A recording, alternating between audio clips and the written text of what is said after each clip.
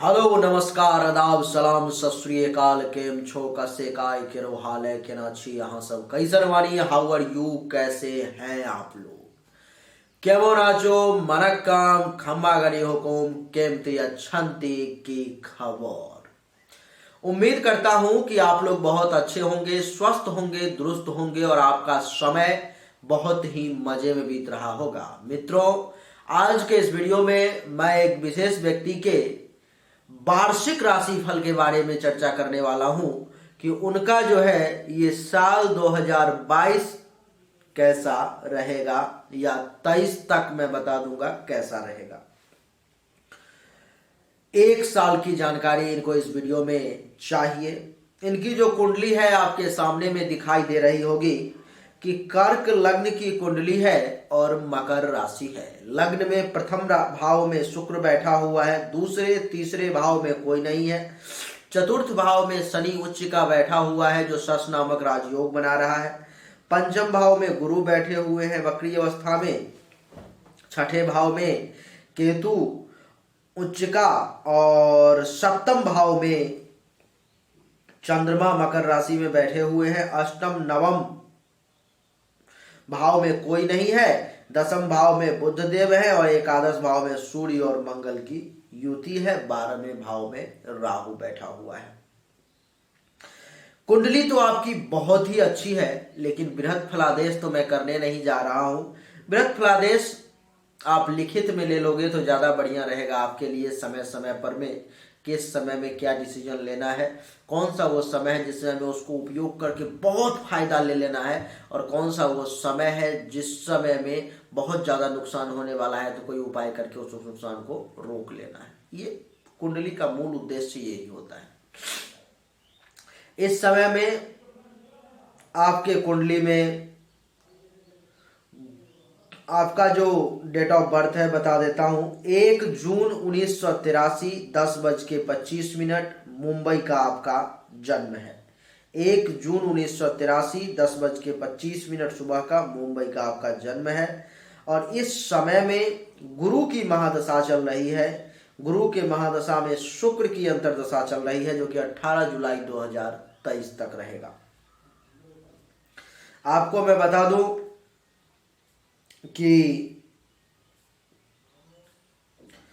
2 नवंबर 2021 से लेके 26 मार्च 2022 तक 26 मार्च 2022 तक गुरु के महादशा में शुक्र के अंतर्दशा में राहु की प्रत्यंतर दशा है, जिसके कारण से 26 मार्च तक राहु 12वें भाव में बैठा हुआ है तो खर्चा ज्यादा करवा रहा है। इस समय में धनहानि का योग बना रहा है। आपके लिए हॉस्पिटल का खर्चा भी एक्टिवेट किए हुए हैं तो आपका पैसा कुछ हॉस्पिटल में भी जा सकता है। सैया सुख में कमी का अनुभूति हो सकती है और किसी का मृत्यु भी रिश्तेदारी में आस पड़ोस में हो सकता है। राहु की 5वीं दृष्टि चौथे भाव पर में सुख में कमी का कुछ एहसास होगा। माता को हेल्थ वाइज इशू का सामना करना पड़ेगा। जमीन, मकान, गाड़ी, अचल संपत्ति के रिगार्डिंग भी कुछ परेशानी का सामना करना पड़ेगा। और सप्तम दृष्टि छठे भाव पर में दुश्मन परेशान करेंगे, थोड़ा सा चिंता में रहोगे। रोग जो है आपको परेशान कर सकता है। पेट से संबंधित परेशानी आपको डिस्टर्ब कर सकती है। अगर कोई केस मुकदमा वगैरह चल रहा है तो उसमें परेशानी आपकी बढ़ सकती है, इसलिए उन चीजों से बच के रहेंगे। और 9वीं दृष्टि अष्टम भाव पर में तो काम में रुकावट और बाधा का योग भी राहु बनाएगा और छोटा मोटा चोट वगैरह भी लग सकता है, अथवा दूसरे शब्द में कहूँ तो एक्सीडेंट भी हो सकता है और अचानक से बनता हुआ काम बिगड़ भी जाएगा। लेकिन ये कहानी है आपकी 26 मार्च 2022 तक की। 26 मार्च 2022 से लेके 4/8/2022 तक गुरु के महादशा में शुक्र के अंतर्दशा में गुरु की प्रत्यंतर दशा रहेगी। ये समय फिर आपके लिए ठीक रहेगा। पंचम भाव में वृश्चिक राशि में गुरु बैठे हुए हैं, जिसके कारण से आपको अचानक से जो है धन लाभ होने के योग बनेंगे। संतान के सुख का योग बनेगा। विद्या और बुद्धि में वृद्धि होगी और उसका सही प्रयोग कर पाएंगे। यश में वृद्धि होगी। चाहने वालों की संख्या बढ़ेगी। धर्म और मंगल कार्य करने का भी मौका मिलेगा। ननिहाल पक्ष से भी कुछ लाभ मिलने के योग बनेंगे। पेट से संबंधित परेशानी में कुछ कमी आएगी।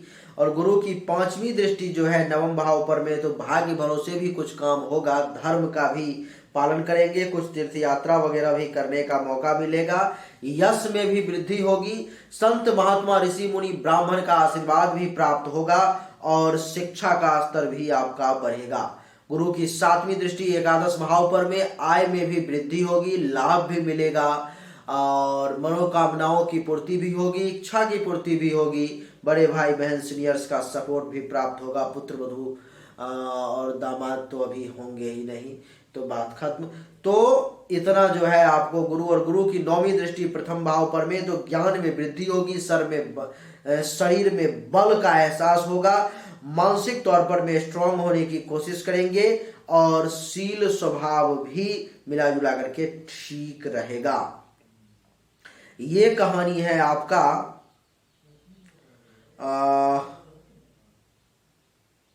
ये कहानी है आपका 4 अगस्त 2022 तक का। 4 अगस्त 2022 से 6 जनवरी 2023 तक गुरु के महादशा में, शुक्र के अंतरदशा में, शनि की प्रत्यंतर दशा रहेगी।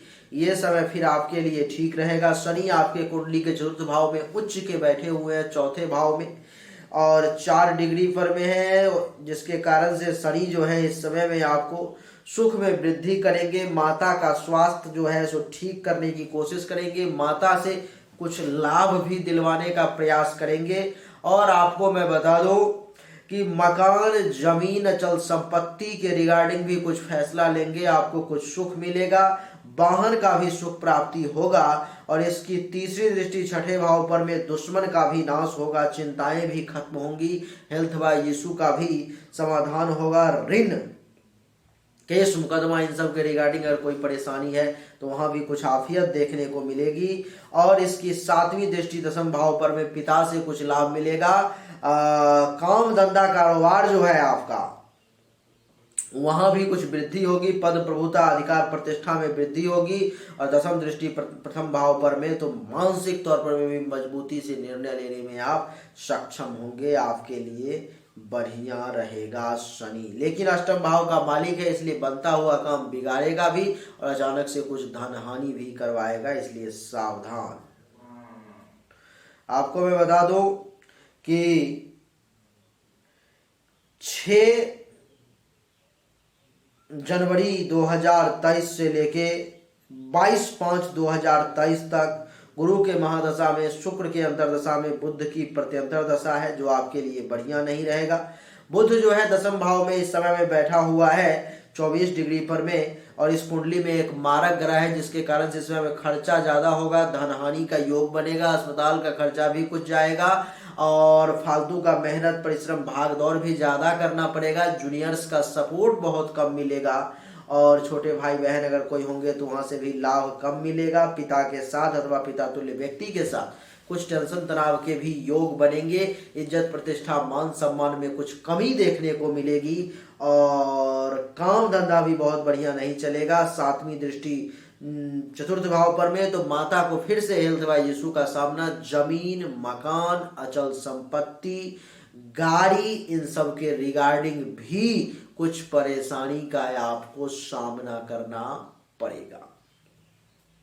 इस समय में मैंने प्रत्यंतर दशा में जाकर के आपको बताया है, लेकिन ये ध्यान रखने की बिल्कुल आवश्यकता है कि गुरु के महादशा में शुक्र की अंतरदशा है 18 जुलाई 2023 तक, जिसके कारण से गुरु भी आपके लिए बढ़िया है, शुक्र भी आपके लिए बढ़िया है। लेकिन गुरु और शुक्र दोनों की जो है आपस में दुश्मनी है, जिसके कारण से शुक्र आपके कुछ परेशान करने की निश्चित तौर पर में कोशिश करेंगे, जैसे कि मेंटली तौर पर परेशानी और काम धंधा में परेशानी का भी कुछ योग बनाएंगे, जो आपके लिए अच्छा नहीं है।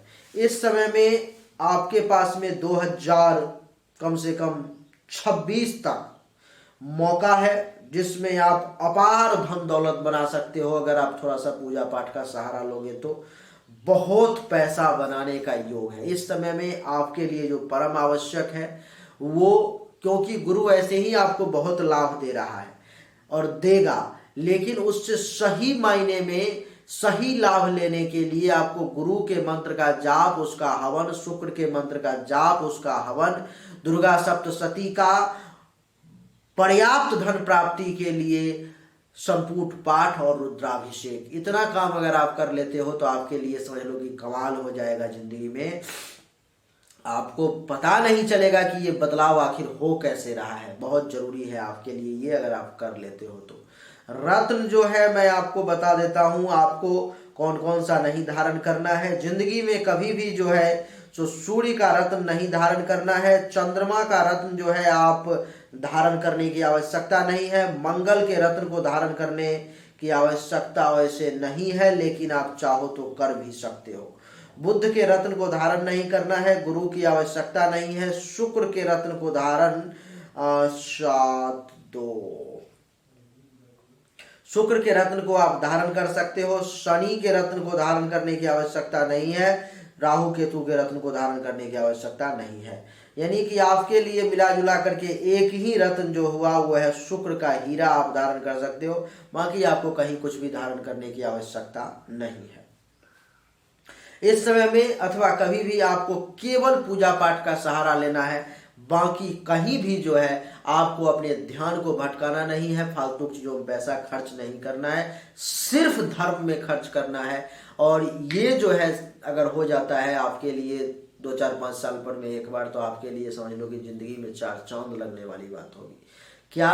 तो गुरु के मंत्र का जाप, उसका हवन, शुक्र के मंत्र का जाप, उसका हवन, रुद्राभिषेक, दुर्गा सप्तशती का पाठ अगर हो जाता है तो आपके लिए चमत्कारिक समय साबित होगा।